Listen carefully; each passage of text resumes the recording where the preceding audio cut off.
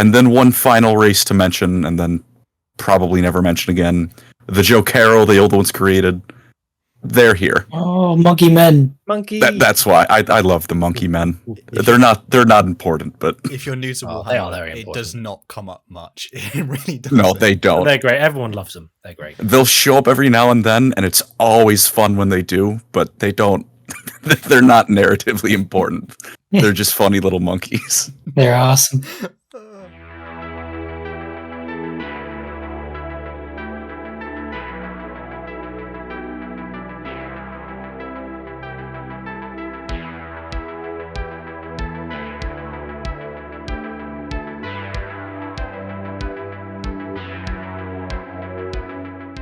Hello, everyone, and welcome to Lorecrimes.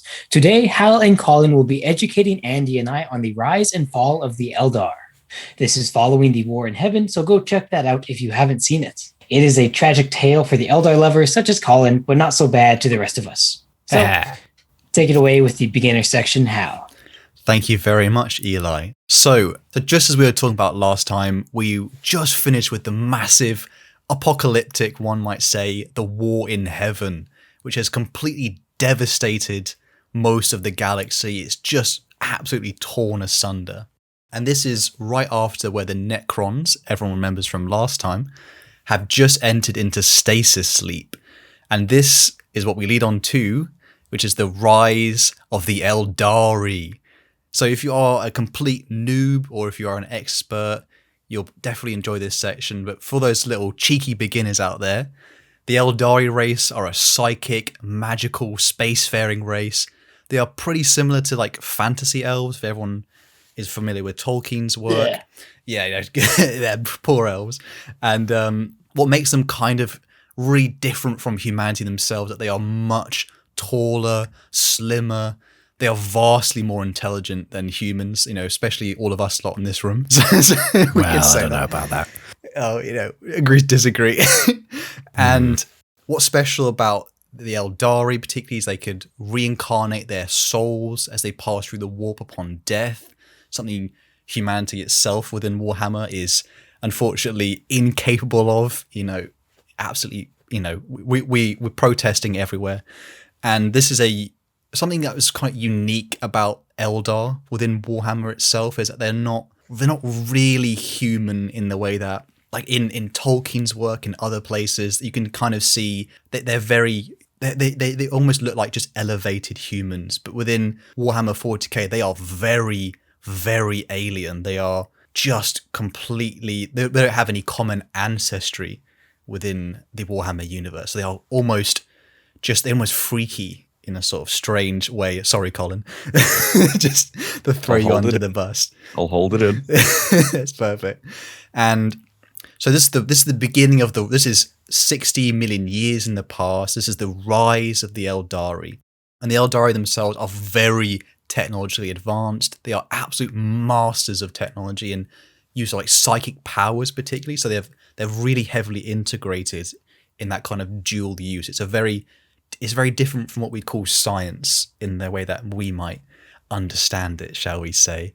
As they expand out throughout the galaxy, they are bound together in a kind of very like shared culture. So obviously the great thing about Earth is that we're all vastly different and we all have vastly different cultures, but the Aeldari culture is very homogenous, we might say. It's very shared and everyone has a kind of understanding. As this begins with the understanding of Aeldari culture itself. So we begin with the pantheon of the gods. So yes, so the way we might understand it is, particularly if you are new to Warhammer, it's like the kind of the Greek gods themselves. So this is how they view their kind of pantheon. They are almost relatable, shall we say. So the pantheon starts with Asurion, the king of the Aeldari, the god of wisdom. Isha, the goddess of the harvest and fertility. Vol, the god of forges.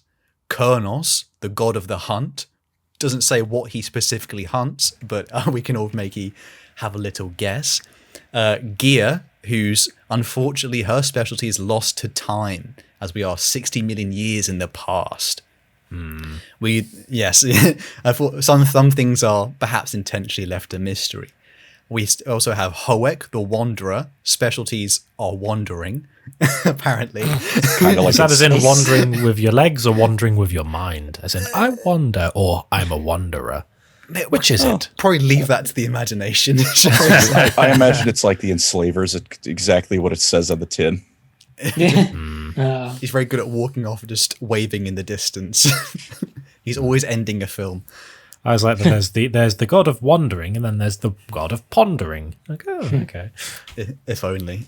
Or to fact, as we say that, there is also Lilith, which is the maiden. Not unfortunately, no metal bands involved in that maiden. No maidens, as I would say. She's the goddess of dreams and fortune. And then we also have Cain, the god of war. And then The god of being clapped by everyone. The god of Games Workshop needs to make someone look threatening. oh god. And then we also have, excuse my pronunciation on this one, Kegorak. This is the god of tricksters and also tricking my tongue into thinking I should pronounce that. So this is like the entire pantheon.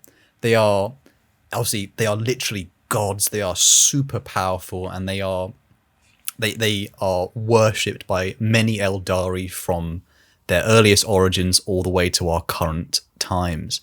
So the Eldari at this time are almost unchallenged in a way. They are conquering vast amounts of territory within the galaxy. The Necrons are gone, and unfortunately, as we talked about last time, some people's favourite, the Krork, who eventually do become the Orcs, they have started to devolve, shall we say. They have no enemies really to fight, and the Eldari are picking them off, and they kind of collapse, shall we say. So as the Eldari Empire has, sadness for October, if anyone was listening during that time. Yay, Poor orcs. So the Eldari Empire is essentially unchallenged. They have no rivals within the galaxy. Their lives are luxurious. They are leisurely. They really don't have problems, which we always like. We're all probably thinking, damn, if only we Eldar had it on easy mode, and they still messed it up. Typical elves. Are getting ahead of yourself.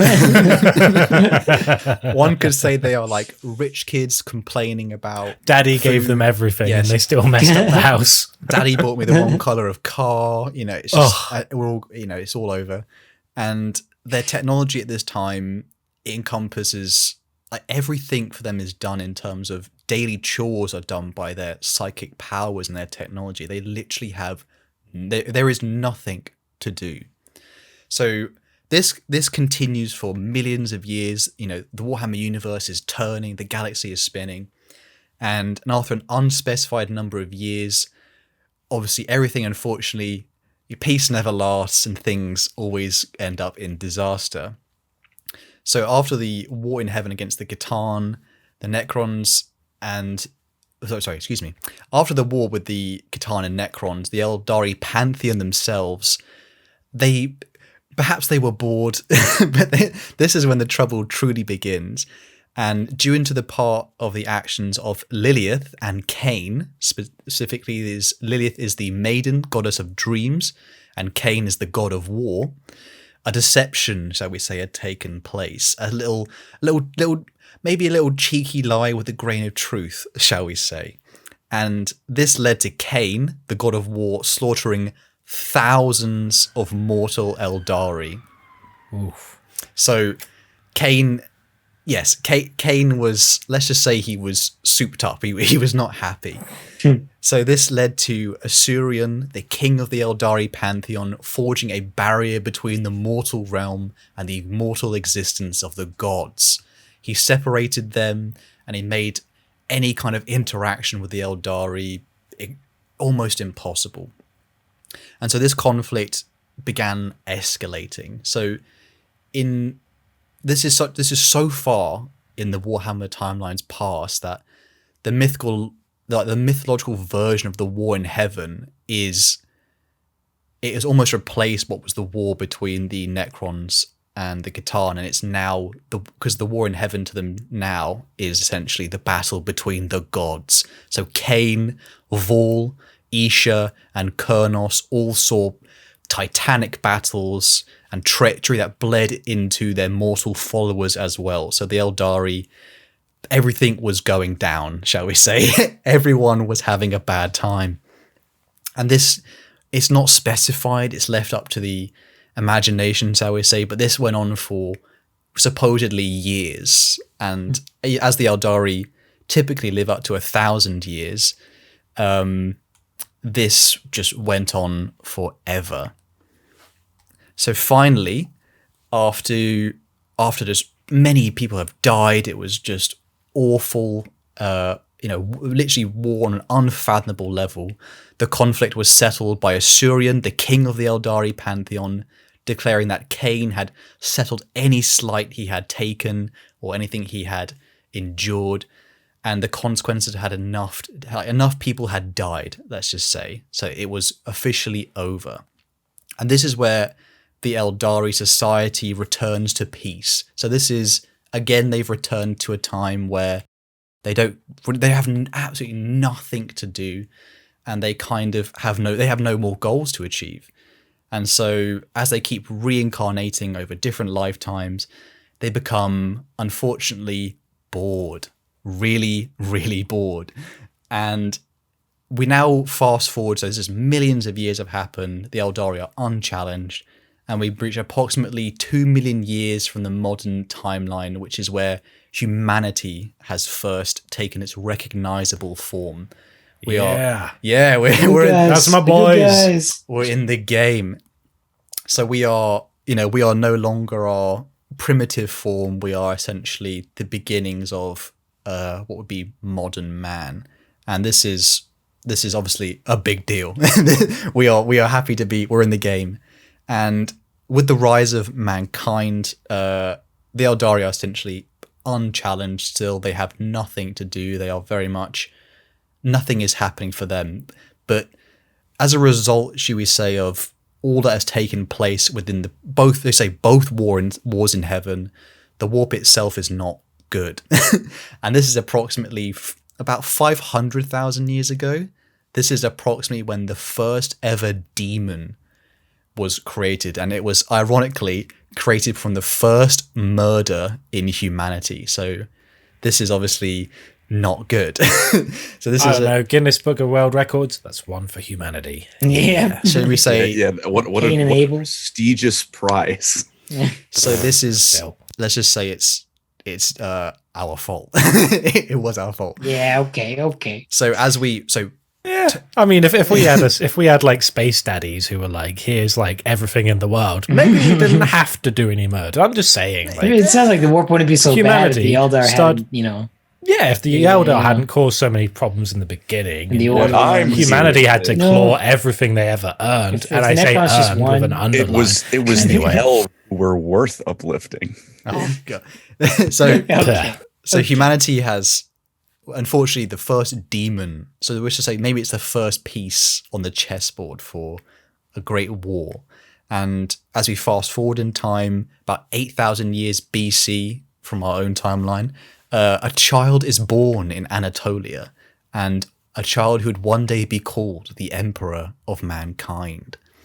And as time is progressing, let's just say the warp is becoming turbulent. So there's a unfortunate, let's just say the warp is intrinsically related to humanity as much as the Eldar. And during the Middle Ages of mankind, inside the warp, the very first god of chaos, Khorne, the god of war, hatred, rage, blood, let's go, honor, strength, and murder he is coalesced and he is born. This is also, unfortunately, followed by Nurgle, the god of plague, disease, stagnation, and death. And then we have Tzeentch, the god of fate, time, evolution, knowledge, the changer of ways, shall we say. And so this is a sort of an unholy birth that has happened in this sort of, in Warhammer timeline. This is early humanity's history. And as we enter into the near 30th millennium, so this is the Aeldari at this time, as they have been so bored for so long, they have essentially become they seek excess, they seek excitement, excess. They have no more new experiences except the experiences which we might, let's just say it might turn our stomachs. That they seek anything new. So pain and pleasure is taken at every like milestone and any cost to just anything to enjoy themselves and feel alive. And this is slowly, all this pain, this pleasure, this excess is just rippling into the warp, and it starts to birth something new, something truly evil. And this births the chaos god Slaanesh. Really epic, more like. Yeah, big favorite moment for Eli there. And he's smiling. I can see him smiling. So this birth of Slaanesh is just a apocalyptic event that leaves the material universe scarred, and the Aeldari themselves are almost entirely wiped out. They can no longer reincarnate as their soul passes through the warp, and they are now feasted upon by she who thirsts. And that is essentially the rise and I guess very quick fall of the Aeldari. Are there any questions so far? Any thoughts? Is there an Eldar god of arrogance? Because there should be. That is probably all of them, shall we say? That would be all of them, and they all earned it. They are basically just the spoiled brats of the universe. It's like they got everything. And even though it's like, oh, humanity made the first demon, they made Slaanesh. And it's like, oof, that was a big one. Oh.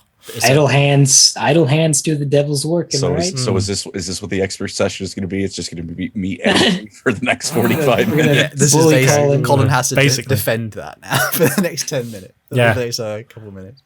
I'm going to be loading my bolter. So that is the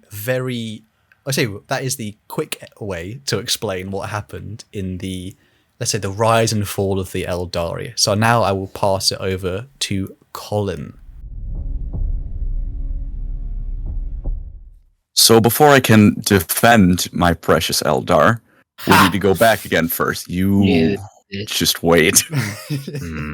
So we go back to right after the War in Heaven, the first one. Yeah, the Necrons have gone to rest, which is a good thing for everyone who isn't a Necron. The galaxy still kind of sucks to live in is the problem. Just because they're gone doesn't mean that they're damages. The Sea of Souls, the Warp, is more of a mess than it's ever been. And the Krork now have no enemy to fight, so there is a bunch of green Hulk monsters running around and beating the snot out of anything they run into, for the most part.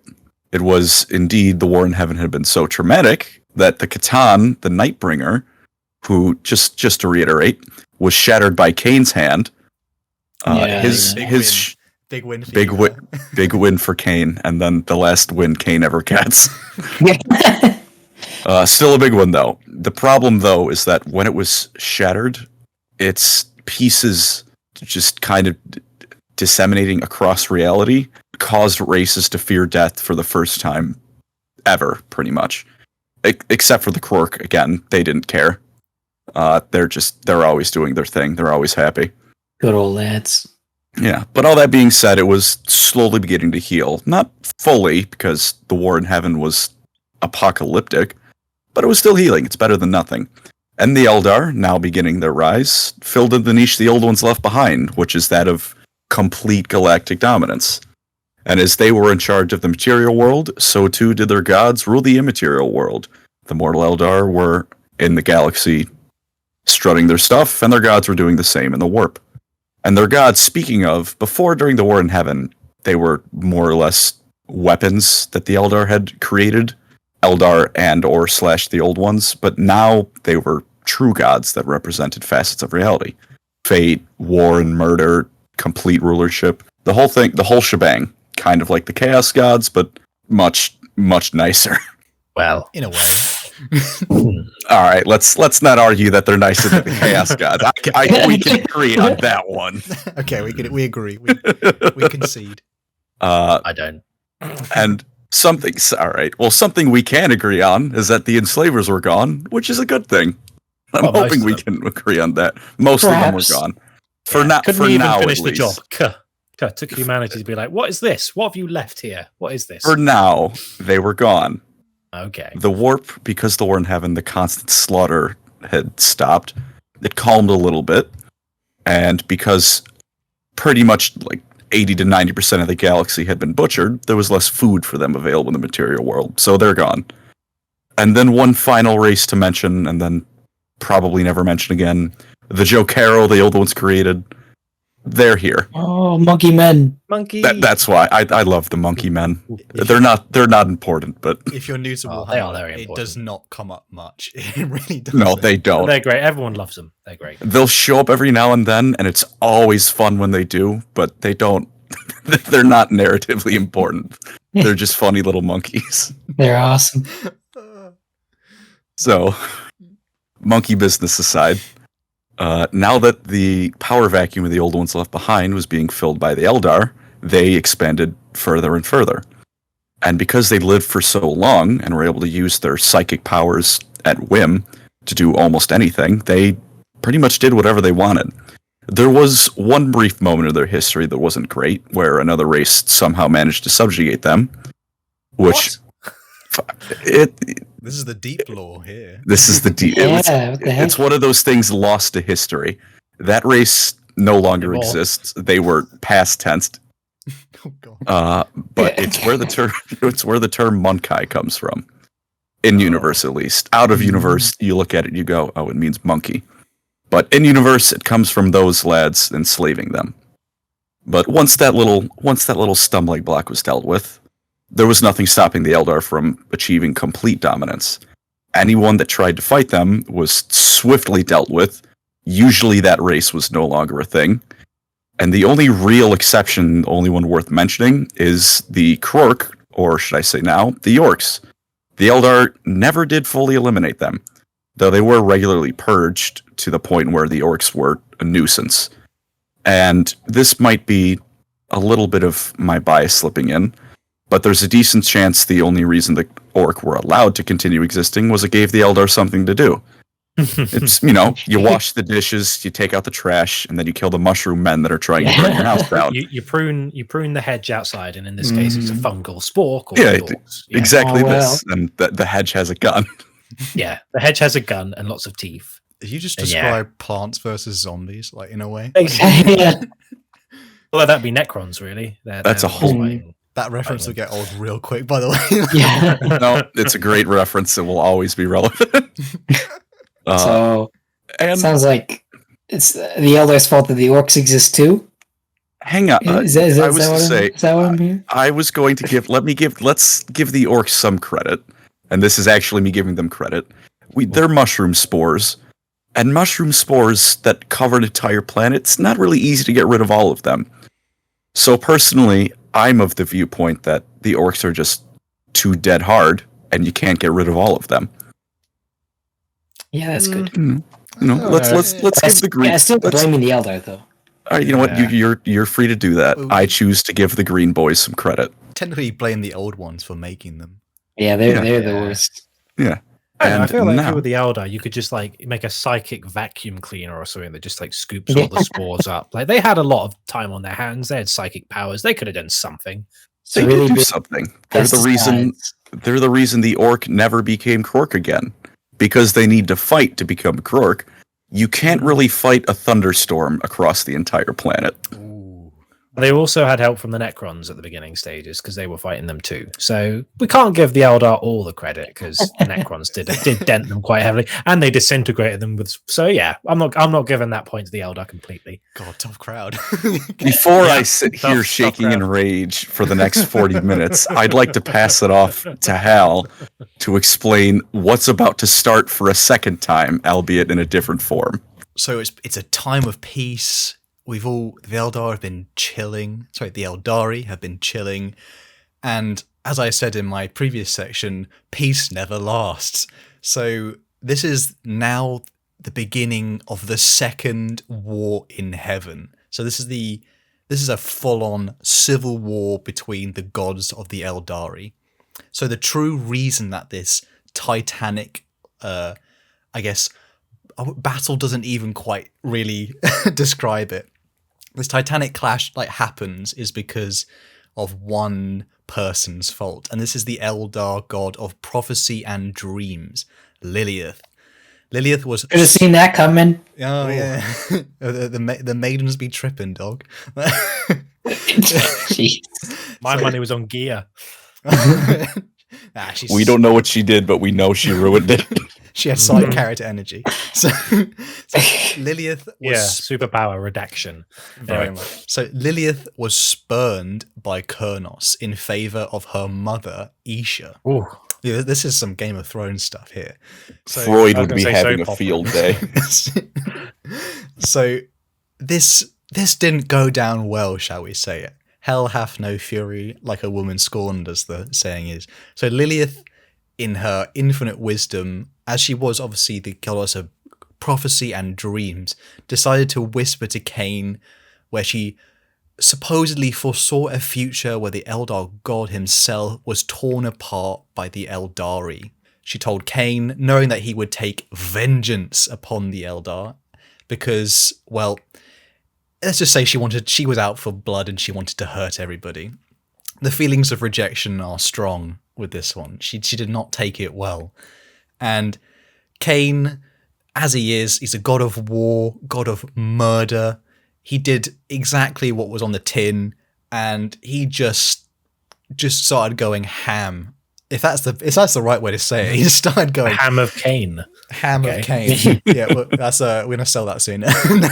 Please don't. No. So Cain went ham on the mortal servants, the Aeldari. And this caused Isha, the mother goddess of the Aeldari, the goddess of life. She started weeping. Literally, a goddess was weeping as her children were dying. And she went to Asurion, the king of the Eldar pantheon. And Asurion was, let's just say, he was having none of it. He did not treat it in a way which was, I need to intervene. He was just disgusted with all of it.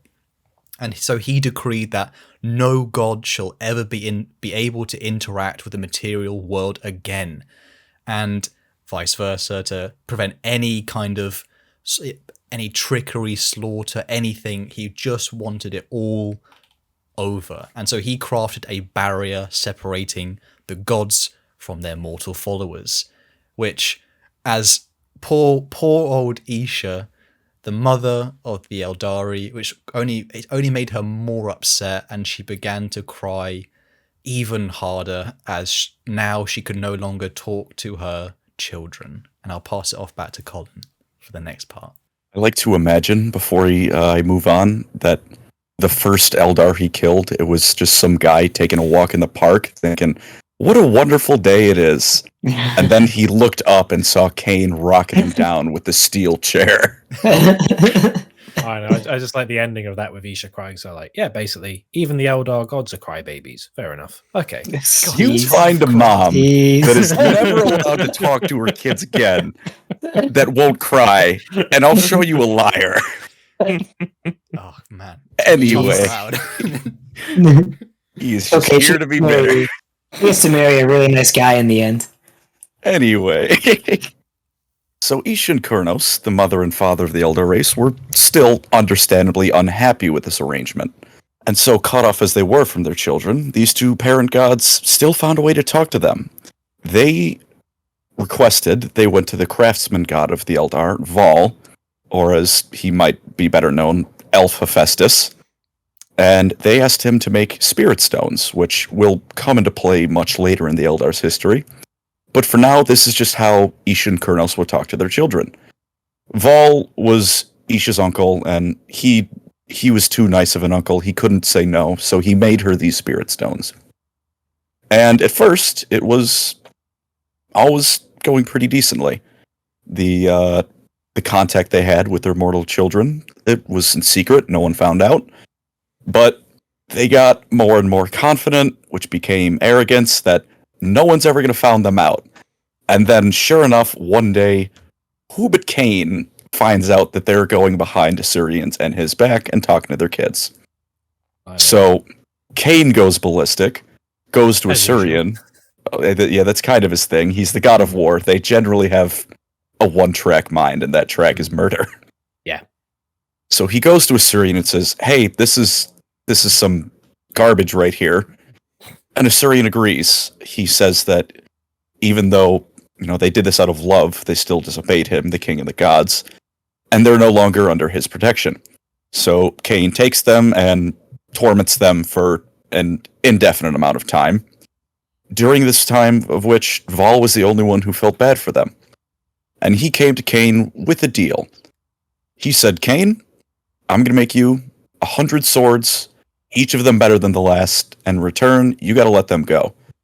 Cain agrees, but he only has a year to make these swords, which, even for a god, to make 100 swords, each of them better than the last, at a certain point, that just takes longer and longer to do.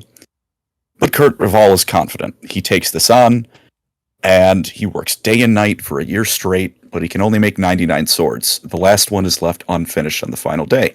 So when Cain comes calling and says, hey man, where's my swords at? He slips a mortal sword in, thinking that Cain won't be able to tell the difference, because he's a god of war, probably not terribly clever. Hopefully he won't call him out. Which, to be fair to Val, it does work at first, and Ish and Kurnos are allowed to go free. And then Cain gets to count, and he goes, all right, 1, 2, 3, 4. Wait a minute. This one's awful. This one is a regular sword. So the moment he finds this out, he goes to rage at Cain, or he goes to rage at Val. He goes to slap Val silly, essentially. Val wasn't idle, though.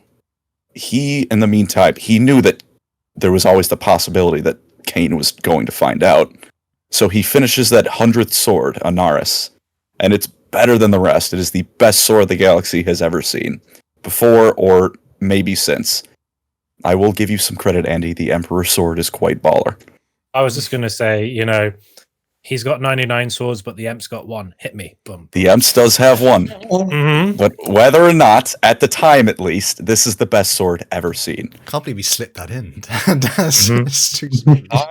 I felt bridging the gap might be best, and if it doesn't work, I'm going to go back to being angry. But to get back on track, Val is still a craftsman. This might be the best sword ever seen, but he's not a warrior, and despite putting up a pretty good fight for someone who's just a blacksmith, Cain strikes him down and chains him to his anvil for all eternity, which, granted, is better than what Isha and Kurnos got, but still not great. It's like a living hell where I guess the way you might have to understand it is, imagine being chained to your work desk for all time. The amount that's some people's personal hell. Like being chained to an Xbox with no controller. Like, I just want to play something. Let me make something for fun. I can almost press the power button. Make me more swords. But while this was all going down, the other Eldar gods were taking note, and more importantly, taking sides. And soon enough, every single one of them, but Assyrian, had chosen a side between Cain and Val. And God fought God in something that had never before been seen or since. And this one I will brook no debate on, because in modern 40k, there's no fighting the Chaos Gods on their home turf. At this point, it was the entire warp going at itself, as God fought God. And it even spilled over into the mortal end once more towards the end of the War in Heaven, as there was a certain mortal hero named Slaanesh, an Eldar, as you could probably guess. He had fought in the War in Heaven, had fought quite valiantly, and was the Eldar's greatest hero. That being said, much like Val, he's not a god of war. And at one point, he fought Cain. He even, at some point, however he managed to do it, he'd gotten Anaris, that 100th sword again, and fought Cain. Still didn't matter. Cain struck him down, and this was the final straw for Assyrian. Because he had not taken sides, everyone involved still bowed down to him as the master. And when, between Cain killing a mortal, after the separation had been decreed, Val being chained, Assyrian was like, you're all done now. I'm done with this garbage. You all need to calm down. And so he said... very naughty boys. It's pretty much what it was. You are all acting like children, and he said, this is done. And to make matters a little bit more shameful for Cain, because he'd killed a mortal, he'd cursed Cain. Now Cain, for all time, and it sticks even to this modern day in Warhammer 40k, he would drip blood from his hands so no one would forget what he had done, his slaughter of someone so far beneath him. And he gained a title, which, to be fair to Cain, this is just a metal title. Like, this is not a bad part. This adds to him. It's spicy. Kayla Mencha Cain, Cain the bloody-handed god, which, the bloody hands, maybe that's a bit embarrassing, but that title, I mean, that's not something to be ashamed of. Mm-hmm. But either way, the war in heaven is over, and there's a line that I would quite like you to read, Andy, that I think sums up what the mortal Eldar were up to by this point. Okay, then. The Eldar, now cut off from their gods, but still with the gifts they had already been given, such as the webway, were now unchallenged once again. Not by their gods, not by any other races. No one. Yeah, accept it. And then humanity, and then bang, bang, bang. Accept it. You know what? I'll give you credit. You gave that the really cool narrator voice. Thank you. Very well done. Thank you. And speaking of, this was more or less the state of affairs for 60 million years, which I'm going to get back to that time span later. You better not forget it. But for now, the unchallenged Eldar ruled the galaxy. But a newcomer to the galactic stage was finally on their way. Humanity, also known as probably everyone listening to this. Unless there's something we don't know. Yo, this podcast in space, my dude? Yeah. Unless the Eldar are real and listening in, then they might be unhappy. But, of course, humanity was, they were just starting out in life. They had just only begun to evolve from apes and all that. This was the first humans, Homo erectus, that kind of humans. But, nonetheless, humanity is well on their way.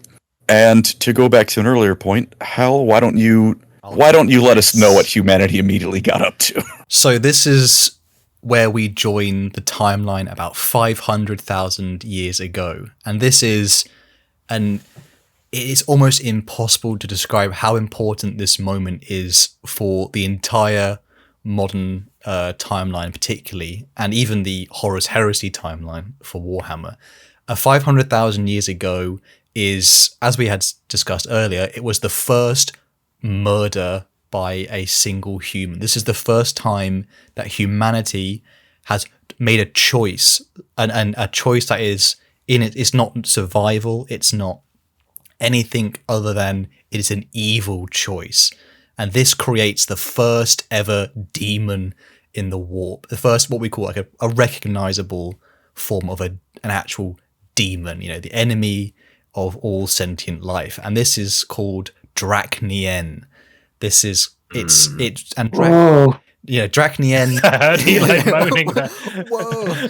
It's Draknien itself is an antithesis to humanity. Its name means end of empires. So it is completely tied to humanity itself. It is just about any progress we make, anything we do, we always build empires, and there is Draknien, the ender of empires.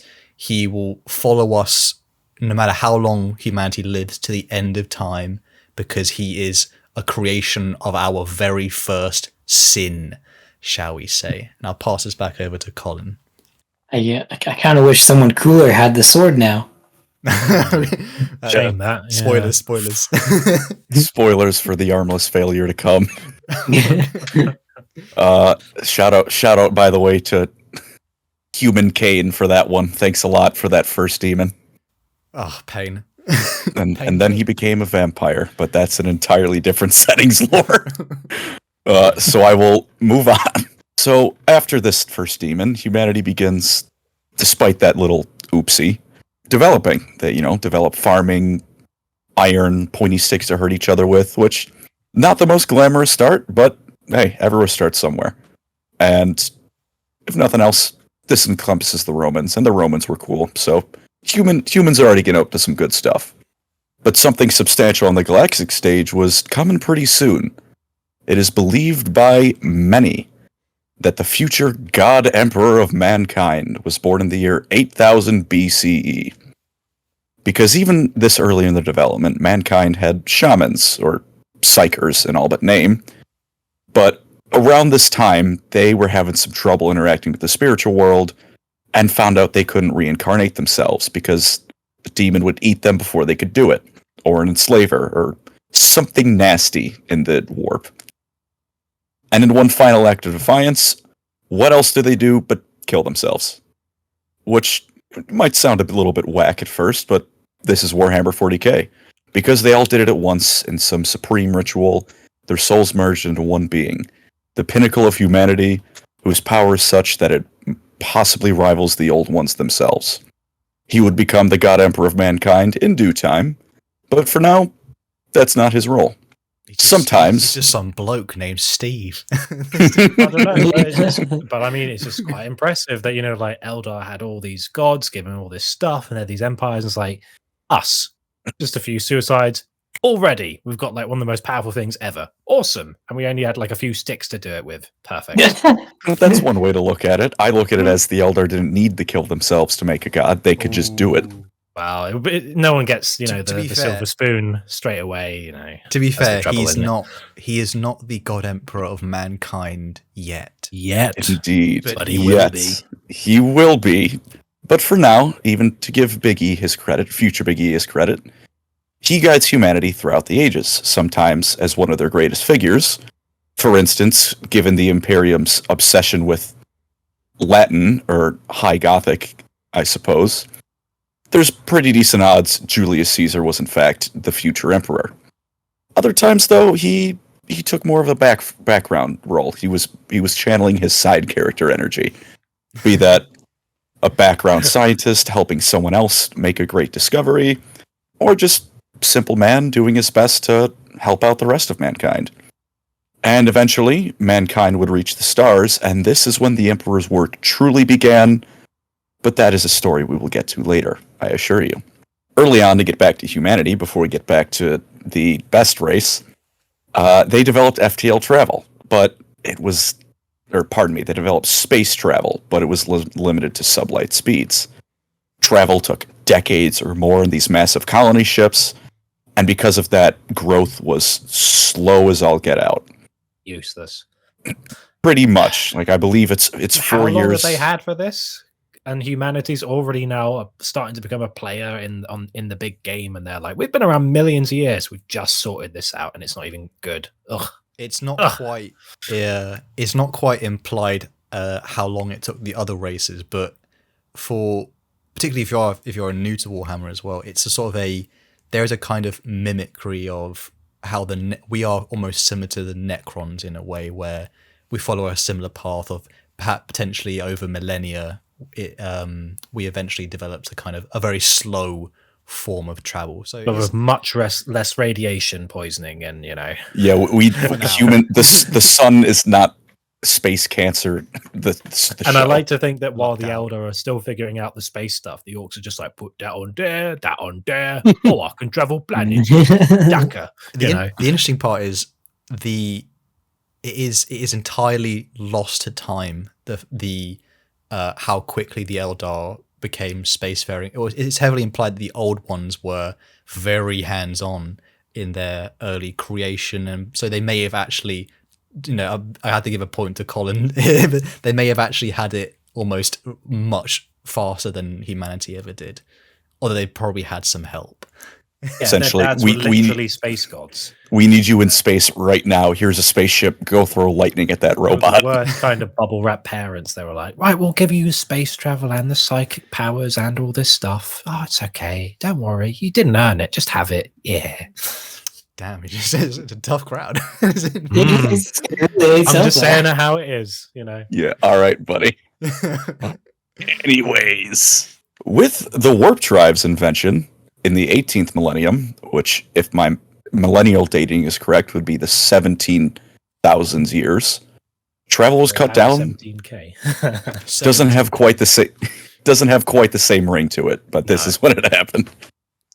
Travel went from years to weeks or even days, and humanity, much like the Necrons did, exploded across the galaxy, coming into contact with countless alien races that had sprung up since the War in Heaven's ending, allowed life to develop on its own again, without robots or space frog gods ruining everything for some poor alien race. Hmm. So, luckily for the burgeoning human race, the Aeldari saw no need to intervene in this civilization's doings. Their lives were so perfect, and their mastery of the galaxy unchallenged by this, even at this point, they had essentially drawn themselves inwards. There was no reason for them to intervene, because if they tried to start something, the Eldar would snap their fingers and then their sun would explode. So, mankind developed unabated. And additionally, if you're only a little bit familiar with Warhammer, you might go, why is humanity making friends with these people? They hate aliens. At this point in history, not the case. Mankind, if anything, was excited to meet all the aliens they could and make friends with them. So, ultimately, there was no reason for any genocidal scale fighting to occur. Yet. Big yet. Big yet. This still does turn into 40k, so it's a big yet. Thank the Emperor. And speaking of yet, ever since the War in Heaven, the war, even though it had calmed down a bit, was still a very violent place to be in. While the Eldar and their gods could interact with it with impunity, in the corners of unreality, 3 horrible dark beings finally came into being. This millions-year-old war, the War in Heaven, was of such magnitude that in the dawn of mankind, it only took the final shove of humanity, their emotions, to create these 3 gods of chaos. Quite frankly, it's likely that these beings would have still come into being without mankind, but human history is the easiest way to mark their births. So for the first one, Hal, why don't you let us know who he was? So, as we talked about in the beginner section, it was during the medieval period of humanity that we had the birth of Khorne, the god of war and bloodshed. His ascension was... I like the phrasing. I once heard a quote, which I always liked, which is, it's such a quiet thing to fall. And the kind of... the coalescence of these dark gods is an almost... it's no notice taken of it, but yet it's like an awful seed planted. And Khorne himself is just absolutely, he is the embodiment of, particularly in our own minds, is a reflection of just murder, war, bloodshed. He is martial combat on the field. He is strength personified. He is war itself. And as we unfortunately may know with humanity, we have never been able to quite separate ourselves from war. It's actually thought that the first demon prince, funny enough, in Warhammer history might have actually been Genghis Khan himself. So epic. It is not hard to understand why. But yeah, so Khorne is the birth of, it encompasses word perfectly, of chaos. He is a chaotic, evil, terrible creation, and it is now with us. And I'll pass it back to Colin for the next chaos god. Of course. Before you say anything, I just had a really, imagine if Demon Prince Genghis Khan met Jagatai Khan. That would be interesting. They could have a big fight with swords. That'd be real nice. See who's... It's like Khan? Smash. Khan in It'd be good Khan's for face. who's the real master of rapid warfare? Demon horses or jet bikes? Oh, sounds kind of cool, actually, to be fair. That does. But for now, it is the time of the next god, Nurgle, the god of despair and pestilence. Though he's also the god of acceptance of times to come, the endurance required to make it through hardship with a smile on your face. He came about during the Black Death and the years to follow, as that plague ravaged all corners of the earth from Europe to the Americas. And as a quick side note, to every sophomore history student about to go correct me in the comments, I am aware the Black Death did not reach America, but plague took out about 90% of the Native Americans, so it still counts, okay? Thank you very much. Back to Hal for the last god and my history rant. Yeah, so this is the birth of the third god of chaos. This is the birth of Tzeentch, which is yuck. Yeah, so he supposedly arrived during the Renaissance era, and Tzeentch himself is the changer of ways. He is the god of magic, scheming, ambition, hope of a better future. He knows every single future, and yet he knows none of the futures. He is plot incarnate himself. And he is a perversion, shall we say, of our most enlightened thinking. He is that little voice in the back of your head saying that always could be more. He is awful, and yet even his imagery is chaotic, evil, and frightening himself. And I'll pass it back to Colin as we talk about humanity a bit more. Ooh. So, as you probably notice, it's mostly been the Eldar, but as humanity will get their own episode later. But to mostly wrap up with them, in the 7,000 years to follow until the middle of the 25th millennium, humanity had their golden age. There was conflict every now and then against Xenos, but nothing that mankind couldn't handle. Every race that was defeated fairly soundly, but instead of being exterminated, they were forced into a galactic federation. Mankind, even against enemies that wanted them dead, was, depending on your viewpoint, either kind enough or naive enough to not just wipe them out. But, as everything does, all good things must come to an end. And around the 25th millennium, the Age of Strife began, and humanity's galactic federation ended. Mankind's prominence only to come thousands of years later.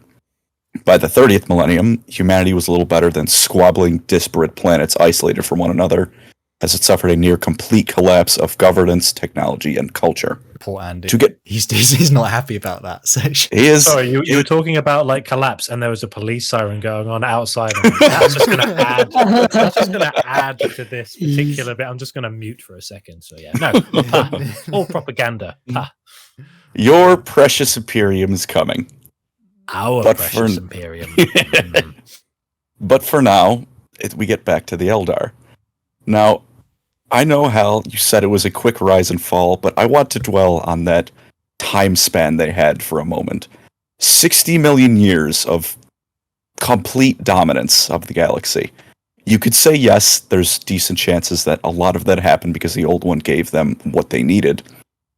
But for 60 million years, they did not misstep once. They did not ruin the galaxy. They did not corrupt it. They ruled it perfectly, essentially. Other races developed on their own. Other races were allowed to develop on their own. They did not ruin them. They did not in any way stop that, unless the race decided to wage war on them, whereupon that race vanished. And all that occurred in the interim between the War in Heaven and the Imperium, humanity's expansion included, occurred because they either allowed it to, or they couldn't be bothered to stop it because it was so beneath their time they would need a microscope. They surfed stars in their pastime.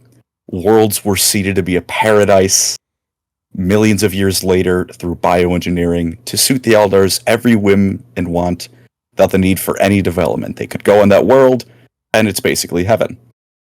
And on top of this, upon death, their souls, but not their memories, would reincarnate to experience the world anew, after a brief stay in the warp, of course, to enjoy heaven, because I don't know who wouldn't want to be in heaven for a bit. It's heaven. It's a nice holiday. Like, you know, Yeah. get a quick break. It's a holiday from heaven. For the Eldar, the afterlife was basically a holiday before they get back at it. Yeah, just got back from that life, brother. Oh, that was a long one. So, you know. And how long did it take them to learn how to space travel again? 60 million years they've been around. It was lost to They time. have Lost to space time. traveled all of those 60 million years, both through the warp and the webway. I don't know. They literally were given God mode, reincarnation mode, infinite lives. They were given so many cheat codes to start with. I'm not surprised. It's not But about what humanity, you're given, 15 it's about million. what you do They're with like, right, we're gonna be a match one day, and if we only needed like 40 million years, well, 30 million, 30,000 years from that's quite a difference. You know, that's what hold on, divide 60 million by 30,000. It's a lot. It's a lot of difference. Had it in not time. been for one key thing I'll get to, humanity would have been squashed. But we will get to that. Anyway, they surfed... I already said that. Pardon me. I was repeating myself in my indignity over this. I'm basically just poking him with a stick every 5 minutes. The Eldar, something else very important to know about them, because it explains why exactly they fell, is that they experienced emotion and the world at a level that would drive anyone else insane. The height of pleasure and the depths of despair a human can feel is nothing to an Eldar. They can still feel, mildly annoyed, but their capacity for love, for rage, for depression is far beyond anything any other race can feel.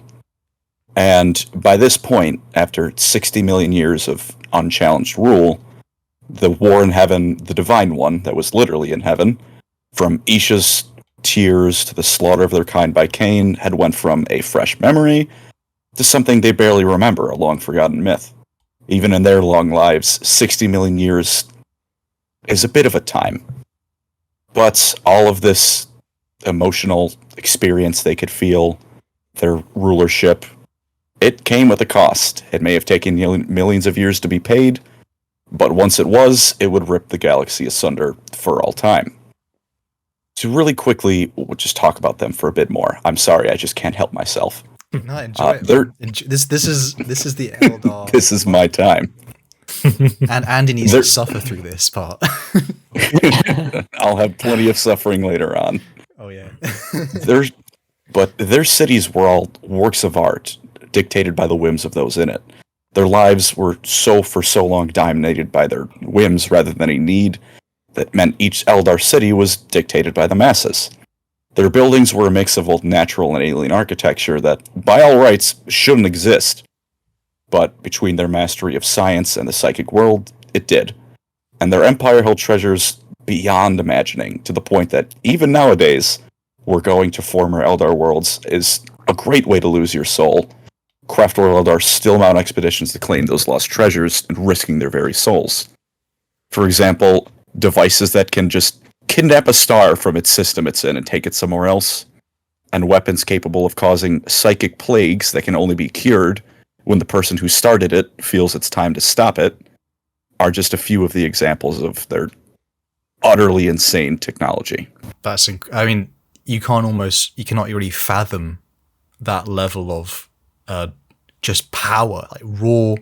Like the one with the psychic plague one is kind of really dark in a way. I love that grim dark aspect of it just being up to the whim of the person using it, which is an Eldar, so it's probably ultimate levels of pettiness too. Yeah, it's essentially, hope you didn't make that man angry, because otherwise your entire planet now has super cholera, and it's only going to stop when he decides, I think you've had enough. Oof. He's given your planet crabs. Enjoy. Ugh, that's an image.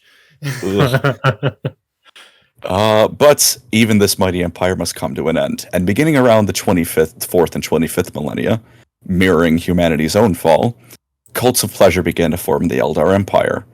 After all these millions of years of enjoying the universe, not feeling any sort of spiritual corruption, they had finally grown bored. They had everything. They had done everything. There was nothing left they felt the material world had to offer them.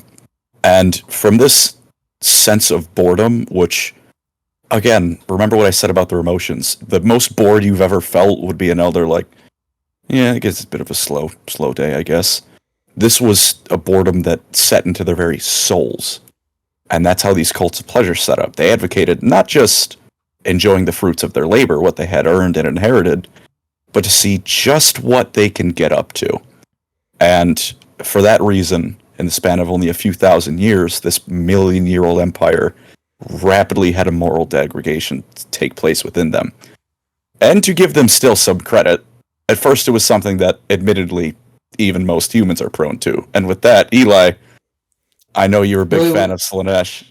Yeah. We have something for you to read. I think there's a quote I'd quite like you to read. We would like the kind, lovely Eli. Okay. A get-together with friends turned into the single most legendary cocaine-fueled party you've ever been to. The Eldar frequently did the sex. P in the epic style, I will add. Such things, arguably, were not the worst thing to happen. I mean, who doesn't love a good bender? But it only got worse. It got bloody. Thank you very much. I feel like Is that an we have official welcome. codex quote right there? Yeah, I pulled it out from the 7th edition Eldar that's, Codex. okay, fair enough. that's called a Yeah. law crime. Making Eli read it too, because Eli, you're so nice. It's just so wrong. Ugh. God. The lore crimes are going to get worse in a moment. But, like I said, even at first, it was like, it's, some degen stuff, but nothing that, people don't get up to. But then it got worse. Now, to be fair with you, none of this is explicitly stated, but it is simply said that the Eldar reached new and new heights of degeneracy every day. So I took some creative liberties, shall we say it. The cocaine at these Exciting. parties started getting cut with Eldar blood.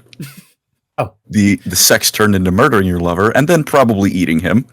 And since the Eldar reincarnate, he could return the favor once he's back.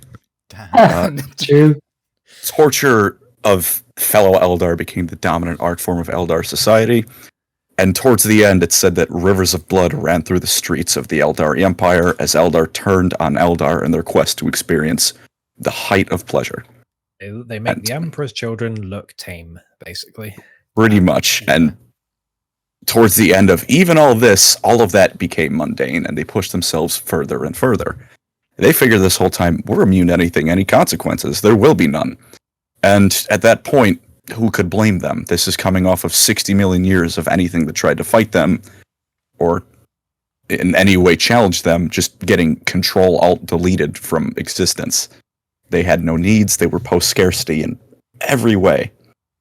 And in the webway of the old ones, for those who are wondering when I would bring these fellas up, those Eldar who committed deeds too dark for even the rest of the race, which, dear God, imagine that, gathered in hidden realms to push this depravity to even further heights.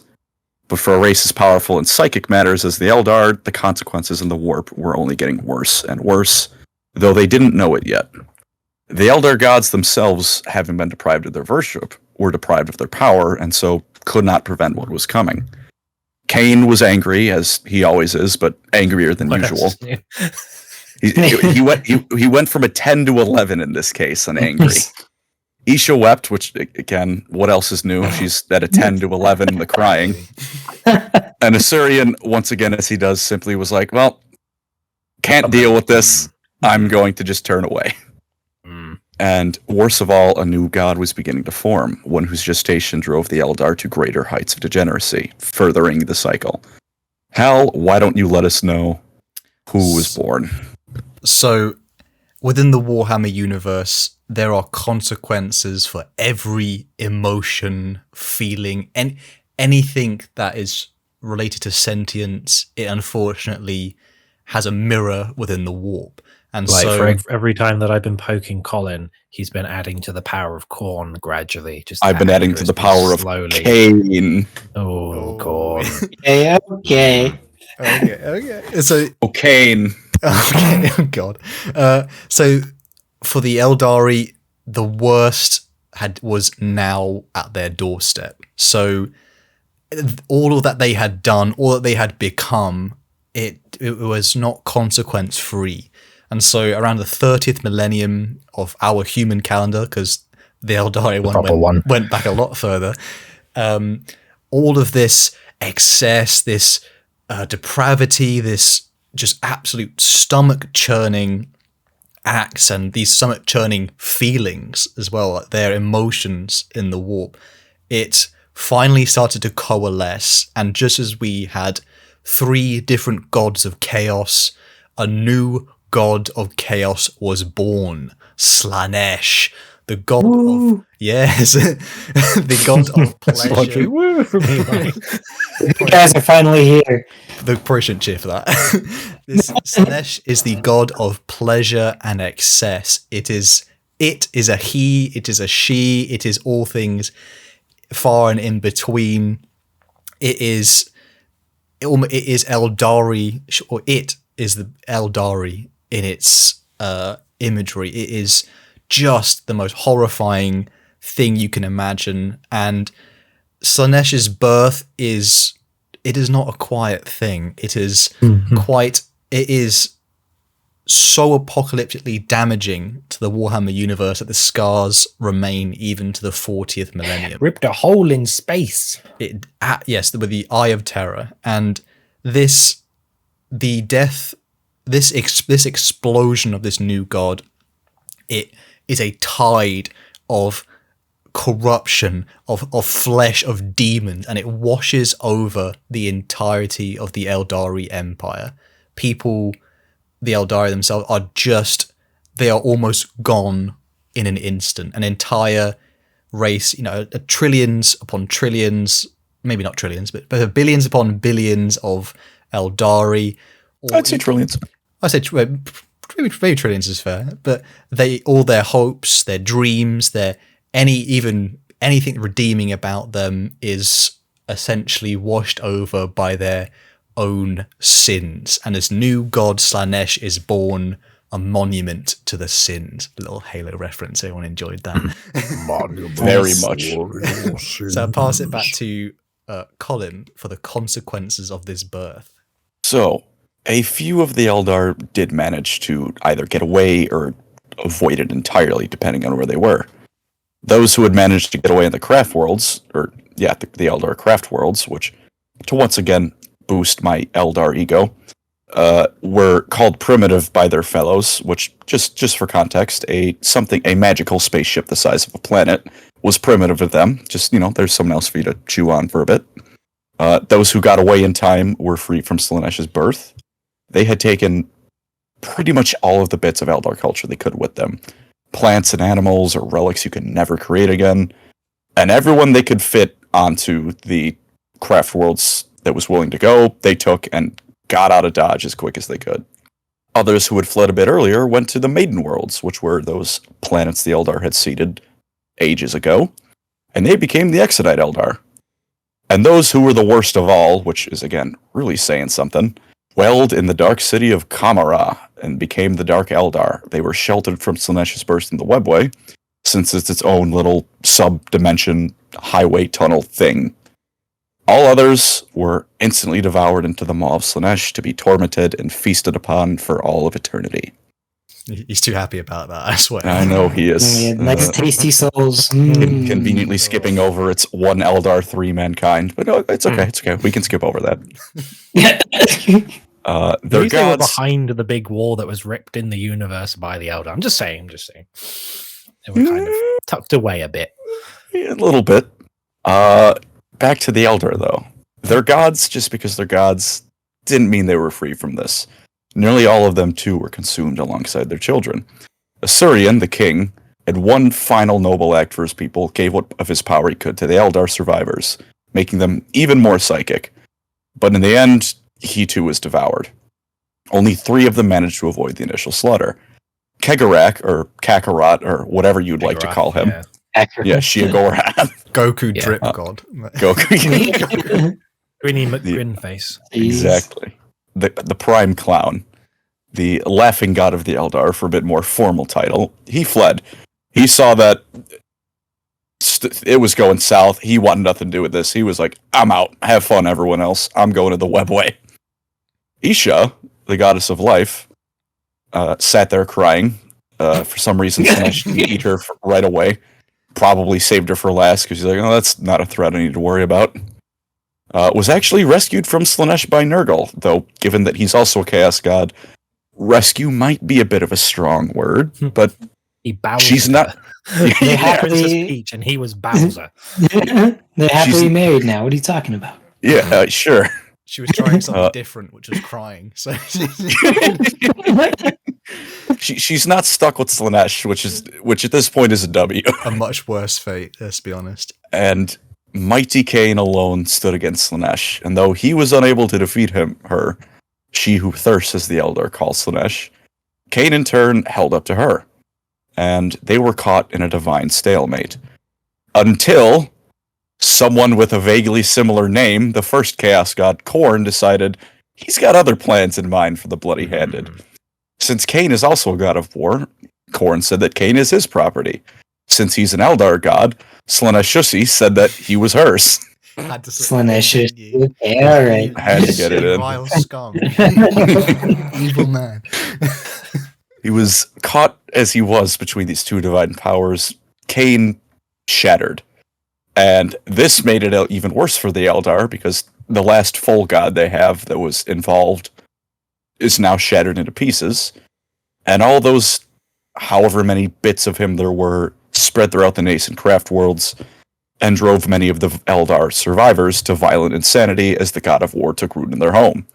So they got out of dodge of Slaanesh, and then Cain comes back in with the steel chair for the second time in history Nice. and makes them all nuts. Oh my god. And funnily enough, to go back to something earlier, in a way, Lilia's prophecy finally became true. Cain was shattered by the mortal Eldar's actions, though no one really saw it coming this way. And to make it worse for the Eldar, whenever they died, they didn't just reincarnate and then chill out with their gods for a while. Now they're pulled straight into Slaanesh's waiting embrace, because much like the Catan found souls quite tasty, Slaanesh finds Eldar just delicious. The finest KFC you've ever had in your life. Tasty morsel. Nice. Slaanesh. Pretty much. M30. Or M25. And worse for everyone, Eldar included, but this one actually affects everyone else. When Slaanesh was born, the very fabric of reality just couldn't handle it. And in what was once the heart of the Eldar Empire, reality and the warped word merged, forming the Eye of Terror, a gateway to the warp spilling out into reality where planets and beings of nightmare now existed, where the once great Eldar homeworlds once did. And with that, the galaxy is probably in the worst shape it's ever been. Thanks, Eldar. Thank you, everyone. No, thank you, Necrons. We can all blame this back on the Necrons. Is everyone? I don't know. I love like the Chaos Gods as a kind of byproduct for humanity during this whole kerfuffle. They basically all just, rather than seem to, just went yoink. Like Nurgle, I'm having her. Then Kane's just like, Corn's just like, I'm having him. Just like, oh, this is our time to just have some. Oh, I'll just nick that. Yeah, it's Kind fine. of They're like a very- flea now. market. Kind of. Yeah. What was Very- very just watching, going. Going to the Eldar barbecue. I like to imagine Tzeentch wanted Kegarak, since they're both schemy fellas. But the clown god was too smart. He's like, nope, not gonna involve you. Have fun, everyone. Not being friends I'm with the out. Tentacle Man. Yeah, no way. Oh, thanks. But though everything was a bit messy, to say the least, there was light at the tunnel for everyone. Although the Eldar were fractured, they managed to weather the storm. The Craftworlds developed methods to keep their souls safe from Slaanesh, like those spirit stones coming in handy again. And they formed the path system, as it would come to be known as, to keep their extreme emotions in check, so that never again could they fall to these depths of emotion. The Exodites would pass into their maiden world spirit upon death, because they're wood elves and live in trees, and of Epic. course they die in trees too. Ted Kaczynski elves. Jesus Christ. Jesus. Can we get a picture of Ted with pointy ears? You The can- Eldar revolution and its consequences have been a disaster to Eldar kind. if you want to commission that artwork, Yeah, Eli's a little bit more savage than I'd like give a credit. Yeah, He's a little bit darker than I thought. Ugh. Oh god. And to get back to things being bad, though not for this group of Eldar, those who would continue on their damned path, because when you create a god that eats all of your race, what else do you do but double down? They were safe in the webway from the worst effects, and found ways to repair their souls through the suffering of others. And this next sentence is going to hurt me to say, so Andy, please keep your gloating until I'm done in. I beg of you. I'm sure you are. Though the story of the Eldar does not end here, the focus of the galactic stage was shifting. After 60 million years. Just to reiterate. The birth of Slaanesh, while it meant that warp travel was impossible for the Eldar, because she would just eat them if they went in there, had finally rid the galaxy of the warp storms that had made FTL travel impossible. This led to the second rise of a species long due its dominance of the galaxy, mankind, with the Emperor leading the charge. And that was the fall of the Eldar, the rise longest and- running empire, the rise and fall. Yes, thank you. Don't forget the rise part. Of course, Everyone else did. Ooh. Are they there- certainly didn't. Are there any questions you two wonderful listeners have. Is there any more poking with the stick you'd I'm like done to do? Thoughts poking. I you wish promise to I'm done share? poking now. Oh, anything? No. Eli, anything? Because I haven't got a question, but there's something else I might just mention. But Uh-oh. anything, He's just digesting all of that. there was a lot, to be fair. Isn't Yeah. it? Entire race's history. A quick 60 million year long history lecture.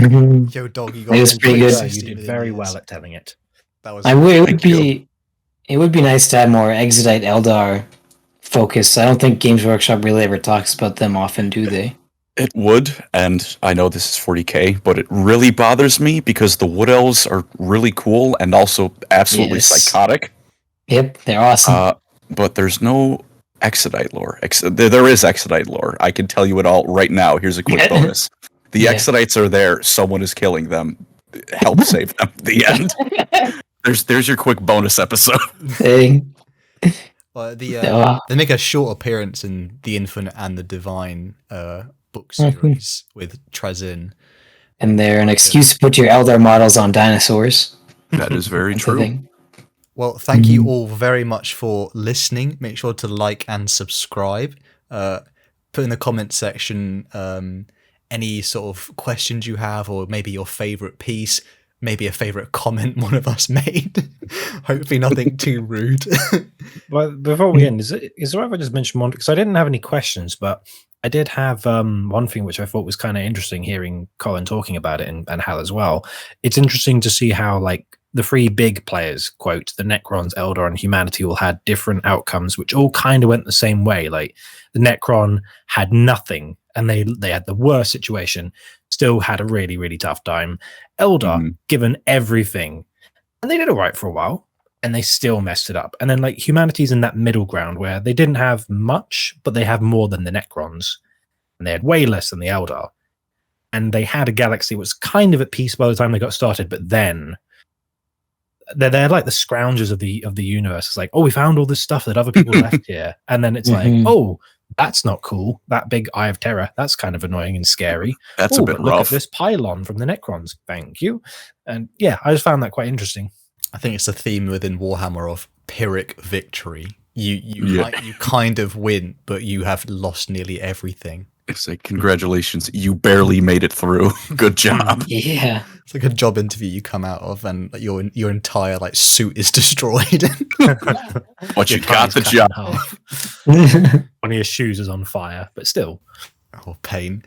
Thank you all for listening, for watching. Make sure, again, like and subscribe if you enjoyed it. Any suggestions for topics is welcome as well. We love to hear, whatever you guys want to hear, or anything. If you're new to Warhammer, any topics that you think, wow, that's really interests me, we'd love to give it a go. So thank you all very much for listening. Thank you. Thank you. Take care, everyone. Take care. Thank you.